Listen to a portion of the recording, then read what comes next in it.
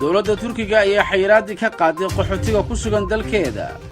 war ka soo baxay dowladda Turkiga ayaa lagu sheegay inaysan xilligan awoodin xayiraadda qaxootiga ku sugan dalkeeda inay ka celiso inay u haajiraan wadamada Yurub, waxaana qaxootigaasi loo furay xuduudaha badda iyo dhulka Turkiga inay aadaan meel allaale iyo meeshii ay doonayaan.